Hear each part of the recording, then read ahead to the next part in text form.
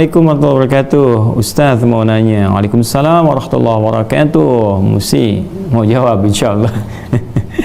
Apakah wanita haid setelah selesai masa haidnya harus mengqadha salat wajib yang ditinggalkannya selama masa haid sebanyak waktu yang ditinggalkan? Mohon jawabannya Ustaz. Jazakallah khair. Assalamualaikum warahmatullahi wabarakatuh. Waalaikumsalam warahmatullahi wabarakatuh. Semoga Allah memuliakan Anda, keluarga Anda, kerabat Anda, dan memberkahi apa yang akan kita uraikan. Baik, terkait ini kalau teman-teman juga fokus ya kepada kajian yang pernah saya sampaikan dalam bab puasa, masih ingat di Sahih Al-Bukhari ada kitab ke-30 namanya Kitabus Shaum. Jadi kalau teman-teman mengaji Sahih Al-Bukhari itu ada 97 tema. Ya, di setiap tema disebut dengan kitab namanya, ya, dengan kitab pembahasan gitu yang terkumpul. Setiap kitab ada subbabnya, disebut dengan bab, ya. Nanti kalau Anda buka ke-41, bab ke-41 di kitab ke-30. Jadi kitab ke-30 ini temanya nanti Kitabus Shaum ada subtema lagi. Subtema 1, 2. Nah, yang ke-41 ini adalah terkait dengan pertanyaan Anda ini. Qala Abu Zinad, Abu Zinad kemudian menyampaikan sampai ke kalimat dzalika annal haidha taqdi shauma wa la taqdi salata. Ya, bahwa di antara persoalan-persoalan yang dibahas itu adalah Nabi menyampaikan tentang seorang perempuan itu yang haid, tiba masa haidnya, ya, annal haidha taqdi shauma, dia akan mengqadha puasanya. Ya, jadi berlaku qadha puasa bagi orang yang perempuan yang tengah haid kemudian tidak berpuasa selama Ramadan, maka hukumnya pasca Ramadan dia mengqadha puasanya. Wala taqdi shalah, sedangkan salatnya tidak diqadha. Jadi perbedaan antara ada persamaan dan perbedaan antara puasa dan salat bagi perempuan yang tengah haid. Persamaannya ketika tiba waktu puasa itu, ya, maka orang haid ini tidak salat dan juga tidak puasa. Ya, rukhsah kepadanya pada saat itu. Ya, namun demikian kemudian setelah dia selesai masa haidnya, bagi puasa kasusnya dia qadha puasanya, yang wajib tentunya, bukan yang sunnah, ya seperti Ramadan kemarin, sedangkan salat tidak berlaku qadha untuknya.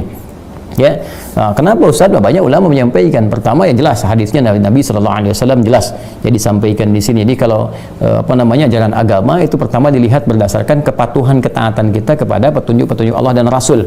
Jadi kita iman dulu, iman dengan mengerjakan, baru hikmah akan datang membimbing.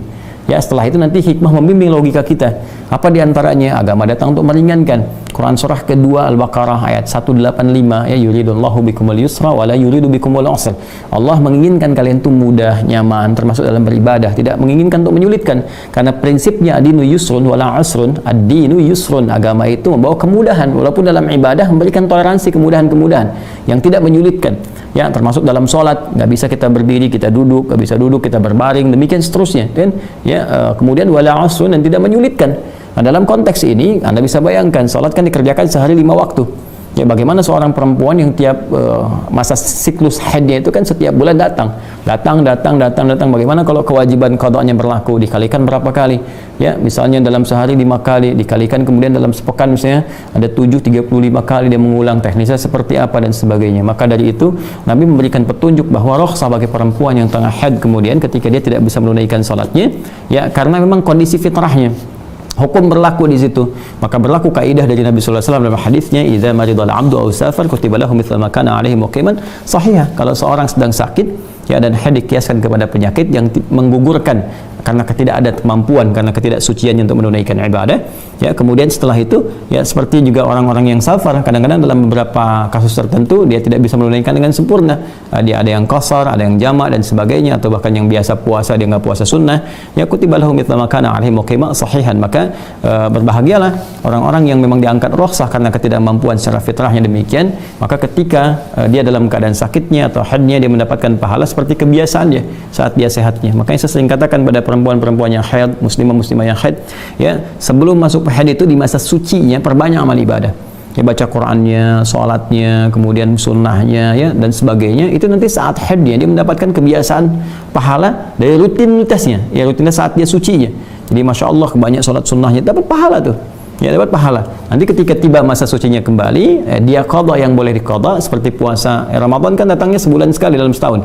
Ya, sebulan itu maksudnya ibadah dalam sebulan, sekali dalam setahun.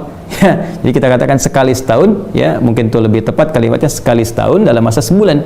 Misalnya ada berapa periodik di situ yang tidak menunaikan puasa karena haid tiba. Misalnya 2 pekan kah itu, atau 10 hari kah, atau 13 hari kah.